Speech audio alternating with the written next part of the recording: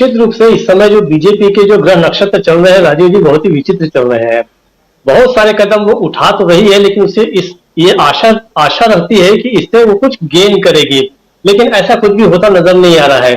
G20 को ही आप लीजिए, तो G20 जो उन्होंने कराया उसको बहुत, उसके बाद उसको एक अपनी व्यक्तिगत छवि बनाने का मोदी ने जो कोशिश की, वो भी कोई बहुत ज्यादा उन्हें नहीं, उसमें कोई सफलता हासिल नहीं हुई है। दूसरा बड़ा खेला इनको ऐसा लग रहा था कि जो हम नया संसद भवन बना रहे हैं, नए संसद भवन के कारण इनको काफी वाहवाही मिलेगी। लेकिन देखिए, नया संसद भवन में जाने के बाद जो हम कह भी रहे हैं कि 5वें दिन के लिए इनके पास कुछ भी नहीं रह गया था कि ऐसा हम क्या करें कि पांचवा दिन है वो भी कट जाए। दरअसल जो विधुड़ी ने जो चौथे दिन की रात को जो कांड किया है, वो उसी निराशा का ही परिणाम है। ये ठीक है कि विधुड़ी जो है पहले भी बहुत विवादास्पद रहे हैं।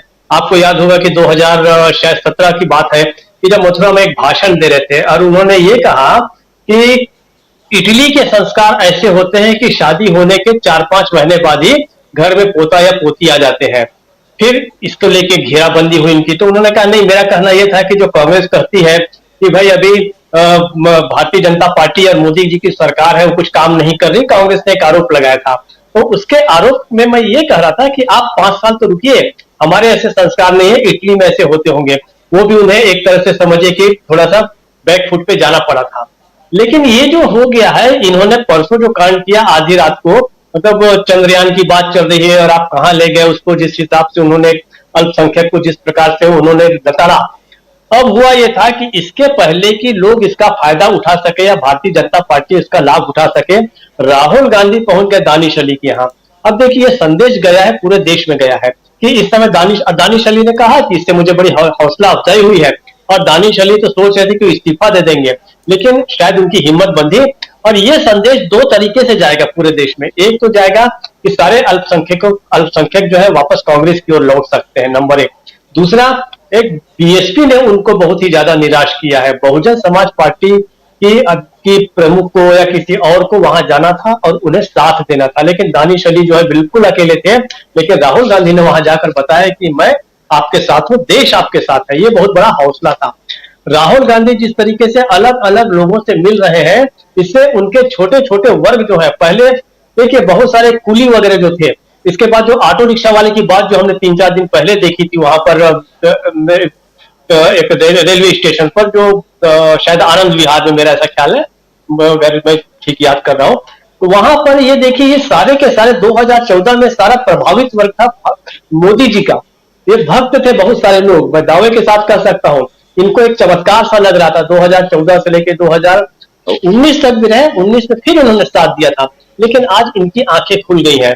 ये जो ऑटो रिक्शा वाले महोदय हैं, जो बहुत अच्छा बोल रहे थे, जिसके ऊपर हमने कल परसों भी चर्चा की थी, तो ये जो वर्ग जो धीरे धीरे राहुल गांधी की तरफ आ रहा है। दीपक जी जरा सुन लेते हैं जरा, आप जो कह रहे हैं जरा सुन लेते हैं, क्या कुछ कह रहे हैं यहाँ पे ये ऑटो रिक्शा चालक। और इसके बाद से एक माहौल ये निर्मित हो रहा है, कई ऑटो रिक्शा वालों चालकों से बात हुई तो ये कह रहे हैं दिल्ली के कि हम मिलना चाहते हैं राहुल गांधी से, जैसे उन्होंने कुलियों से मुलाकात की वैसे मुझसे भी मिले। जरा सुन लेते हैं, आइए जरा सुनाइए।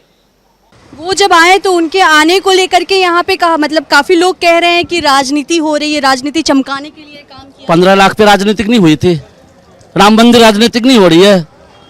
मतलब राहुल जी, हम गरीबों से मिले तो राजनीतिक है। वहाँ 3 जवान शहीद हो गए हमारे कश्मीर में, वहाँ मैयत हो रहा है, यहाँ फूल बरसाया जा रहा था ये मोदी जी, वो राजनीतिक नहीं है।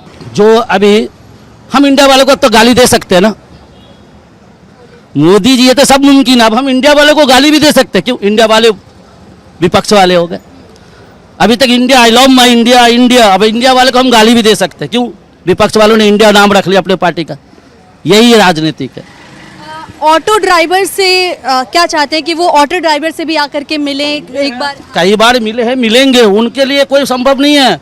वो किसान से भी जाके मिले, गाजीपुर में जाके मंडी में से मिले, वो किसी से भी मिलते। आज कुली भाई लोग से मिले, कल हमसे भी मिलने आएंगे। और कुली भाई से क्या, हमसे भी मिले वहाँ पे, यहाँ पे हम लोग सब एक थे। आप मिले थे तो फोटो होगा आपके पास? ये देखिए, क्या बातें हुई बताए तो किसान अभी कुली भाई का समस्या सुनने आए थे वो।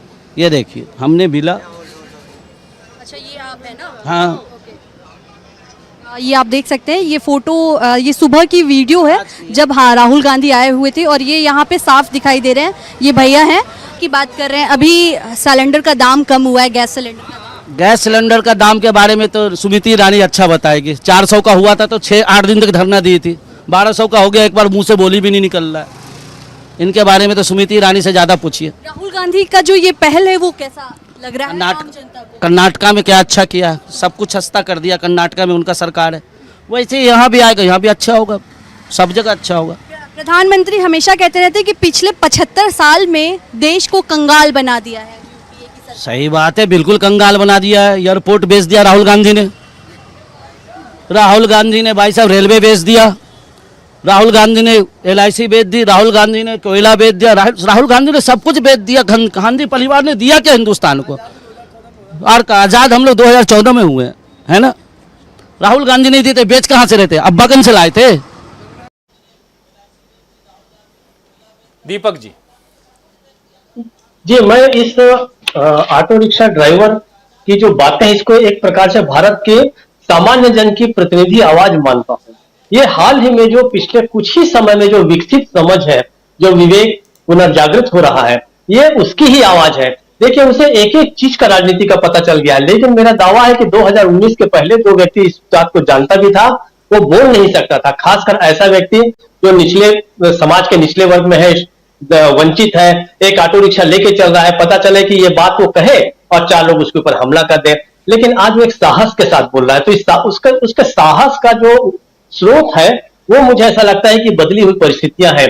लोग अब जान गए हैं कि इन मोदी के पीछे या भारतीय जनता पार्टी के पीछे जाने का कोई बहुत ज्यादा अर्थ नहीं रह गया है। दरअसल राहुल गांधी अलग अलग वर्गों में जा रहे हैं, वही एक बड़ा परिवर्तन लाएगा। अभी आप देखिए कि एक बहुत महत्वपूर्ण चीज हुई है। आपने जो प्रज्ञा ठाकुर का जो दिखाया, वो यहाँ पर सीहोर के मीडिया वालों को उन्होंने सीधे सीधे कहा कि वो बेईमान है। मुझे लगता है कि पूरे भारत में मीडिया के सभी लोगों को, उन लोगों को समझना चाहिए जो इन लोगों को हीरो बना रहे थे, जो इन लोगों की सरकार को बचा रहे थे, इनके तमाम तरह के खराब कामों को भी जो समर्थन कर रहे थे, उस मीडिया का नंबर भी आने वाला है। आपको तो याद होगा कुछ समय पहले उत्तर प्रदेश के हमारे मुख्यमंत्री जी एक एजेंसी को, ANI को क्या कह चुके हैं। तो ये एक एक करके इस मीडिया के भी जो है, समझिए कि पर्दाफाश होने का वक्त धीरे धीरे आ रहा है और ये लोग समझेंगे। अंतिम बात, जो जयपुर में एक बहुत महत्वपूर्ण कार्यक्रम हुआ जिसके ओर मैं ध्यान दिलाना चाहता हूं, वो है वहां पर गांधी वाटिका का उद्घाटन हुआ। ये लगभग 85 करोड़ के बजट से गांधी वाटिका बनाई गई है। देखिए, कुछ समय तक जो है सबसे बड़े निशाने पर अगर है तो वो गांधी की विचारधारा है, गांधीवाद जो है। आपको याद होगा बनारस में भी सर्व सेवा संघ की पूरी लाइब्रेरी को उठा के फेंक दिया गया, उसके सारे सामान को तहस नहस कर दिया गया। साबरमती आश्रम जो है, साबरमती आश्रम के ऊपर भी, वहां की जमीन पर भी सरकार की नजर है। तो गांधी को पुनर्जागृत करना भी राहुल गांधी कर रहे हैं, कांग्रेस कर रही है, बहुत अच्छी बात है। मुझे लगता है कि ये सारी चीजें जो चारों ओर से समग्र रूप से जो प्रभाव डालेगी, वो 2024 के इसमें जरूर डालेगी। और यही दर्द जो है, वो दर्द है भारतीय जनता पार्टी का, और वही दर्द निकल कर आया है विधोड़ी के बयान से। विधोड़ी उस चावल का दाना है जिसका भात आज पूरे देश में पक गया है, राजीव जी। एक वो सैंपल वाला दाना है जो विधोड़ी ने कहा, वो एक्चुअली इस पार्टी के लोगों के मन में भरा हुआ है, और लेकिन उसको कह नहीं पा रहे थे। और लेकिन दुर्भाग्य देखिए कि विधोड़ी ने कहा भी तो कहा देश की सबसे बड़ी पंचायत में कहा, जिसके बारे में आने के पहले 5 दिन पहले ही मोदी जी कह रहे थे कि वहां जाकर हम एक नई शुरुआत करेंगे। तो क्या नई ऊर्जा, नया विश्वास, नया संकल्प क्या इसी चीज के लिए था? क्या विधोड़ी के रूप में हम देखें कि इसी संकल्प को लेकर आए हैं कि पूरे देश में जो है सांप्रदायिक तनाव फैला दे? तो शायद अगर ऐसी ऊर्जा, ऐसा संकल्प और ऐसा विश्वास लेके मोदी जी आए हुए हैं, उनकी पार्टी इस नए भवन में आई हुई है, तो ये नया भवन जो है भारत के लिए, भारत के लोकतंत्र के लिए बहुत ही अशुभ साबित होने जा रहा है। ये बहुत दुख के साथ मुझे कहना पड़ रहा है, राजीव जी। जी बिल्कुल। लेकिन रविशंकर प्रसाद जी कह रहे थे, जो बात आप कह रहे हैं